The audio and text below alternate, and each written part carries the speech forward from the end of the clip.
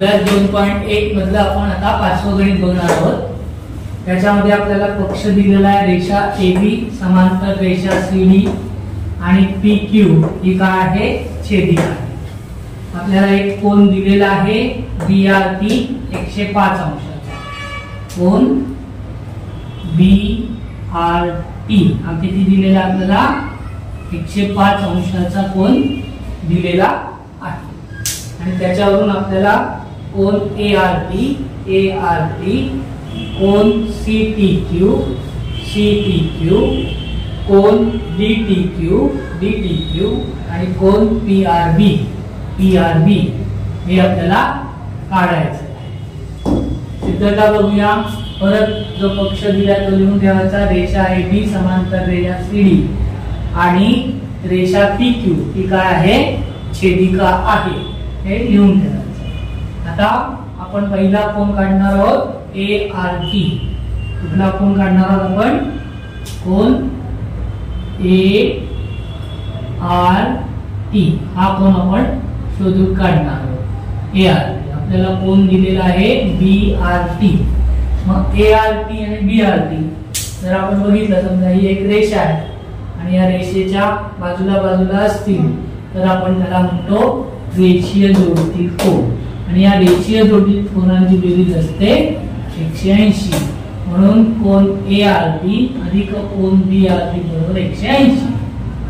BRT ची किंमत आपल्याला 105 दिलेली आहे म्हणून कोन ART अधिक 105 बरोबर 180 म्हणून कोन ART बरोबर 105 आपण उजव्या बाजूला घेऊन गेलो तर चिन्ह बदलणार अधिकचं होणार वजा म्हणून 180 वजा 105 म्हणून कोन ART बरोबर 75 अंश। वजाबाकी केल्यानंतर आपल्याला कोन काय मिळाला ART मिळाला किती आहे 75 अंश।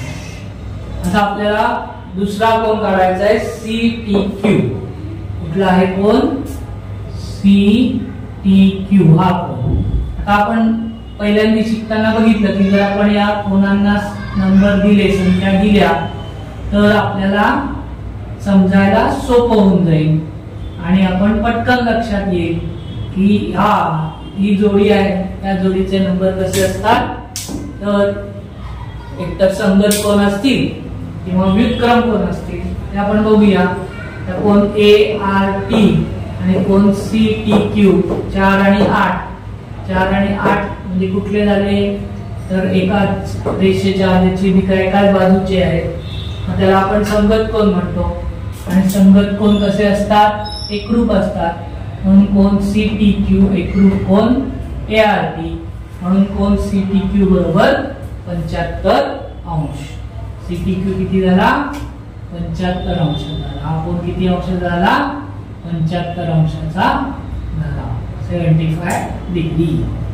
आता आपल्याला दुसरा कोन काढायचा। तिसरा कोन आहे DTQ D T आणि Q परत 3 आणि 7 म्हणजे संगत कोन आणि संगत कोन काय असतात एकरूप असतात म्हणून कोन DTQ किती होणार 105। कोन DTQ एकरूप कोन BRC संगत कोन आणि म्हणून कोन DTQ बरोबर 105 अंश म्हणून कोन DTQ किती झाला हा 105 अंशाचा झाला। आता आपल्याला काढायचा आहे चौथा कोन PRB हा कोन काढायचा आपल्याला 2 नंबरचा। आपण बघितलं दोन रेषा एकमेकांना छेदतात तेव्हा 4 कोन तयार होतात आणि मग त्यांच्यामध्ये जे समोरासमोरील कोन असतात त्यांना आपण म्हणतो परस्पर विरुद्ध कोन।